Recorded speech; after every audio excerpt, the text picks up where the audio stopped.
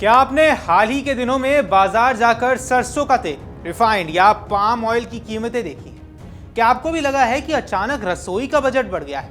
दरअसल खाने के तेल की कीमतों में आई ये तेजी सिर्फ बाजार के सामान्य उतार चढ़ाव की कहानी नहीं है।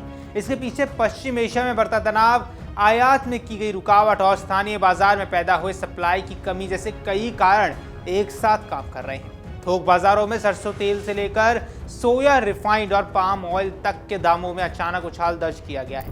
व्यापारी कह रहे हैं कि बाजार में पर्याप्त माल ही नहीं है, जबकि विशेषज्ञ इस समय सरसों की नई फसल तैयार होने के बावजूद कीमतें बढ़ने को लेकर चिंता जता रहे हैं। वहीं दूसरी ओर खाद्य तेलों की गुणवत्ता जांच के लिए चलाए गए सरकारी अभियान के दौरान बड़ी मात्रा में तेल सीज होने से भी बाजार में आपूर्ति प्रभावित हुई है। तो ऐसे में सवाल ये है कि आखिर अचानक खाद्य तेल के दाम क्यों बढ़ गए?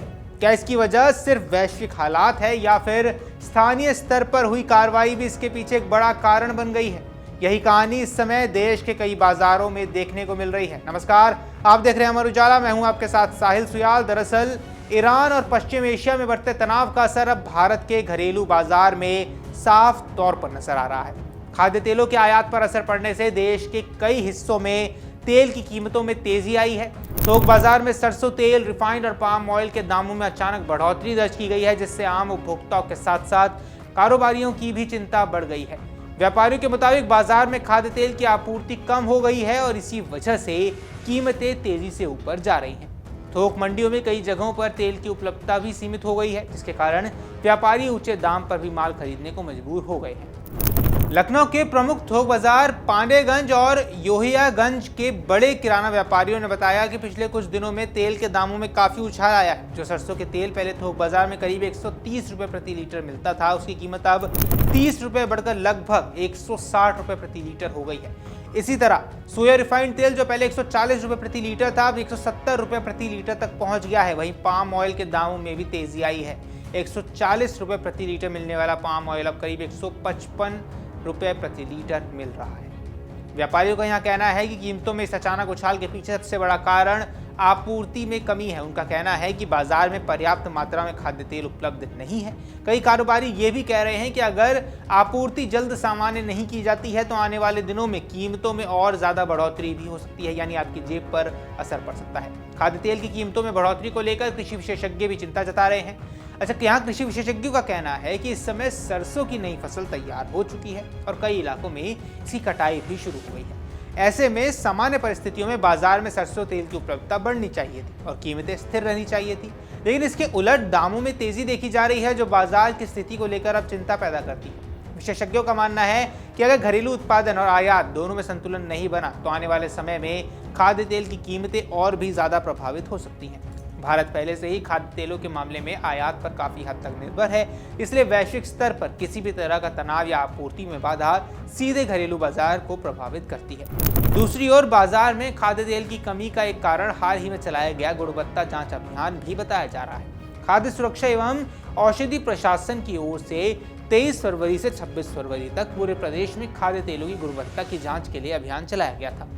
इस अभियान के दौरान बड़ी मात्रा में तेल के नमूने लिए गए और कई जगहों से तेल को सीज भी किया गया। सूत्रों के मुताबिक अकेले लखनऊ में ही इस अभियान के दौरान करीब 2 करोड़ रुपए से ज्यादा की कीमत का खाद्य तेल सीज किया गया है। कारोबारियों का कहना है कि एफएसजी के टीम ने बड़ी मात्रा में तेल और के टिन और स्टॉक को सील कर दिया, जिसके कारण बाजार में आपूर्ति प्रभावित हो गई। कई व्यापारियों ने यह भी बताया कि हजारों टिन खाद्य तेल इस समय गोदामों में सील पड़े हैं। इन टिनों को बाजार में नहीं भेजा जा सकता और ना ही इनकी बिक्री हो पा रही है।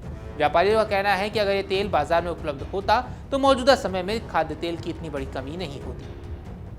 कारोबारियों की शिकायत ये भी है कि जांच के लिए जो नमूने लिए गए उनकी रिपोर्ट अब तक जारी नहीं की गई, जबकि नियमों के अनुसार नमूनों की जांच और रिपोर्ट एक निश्चित समय सीमा के भीतर जारी हो जानी चाहिए। दरअसल खाद्य सुरक्षा और मानक अधिनियम की धारा 142 के तहत संग्रहित नमूनों की जांच और रिपोर्ट जारी करने की अवधि 14 दिन निर्धारित की गई, लेकिन जांच अभियान को अब 14 दिन से अधिक समय हो बीत चुका है और अभी तक रिपोर्ट जारी नहीं की गई है। अब यहाँ सूत्रों का कहना है कि फिलहाल इन नमूनों की जांच भी शुरू की गई है, लेकिन वे सरकारी प्रयोगशाला में ही रखे गए हैं। इसी बीच विभाग के अधिकारी भी इस मामले में कोई भी स्पष्ट जानकारी देने से अभी बचते हुए साफ नजर आ रहे हैं।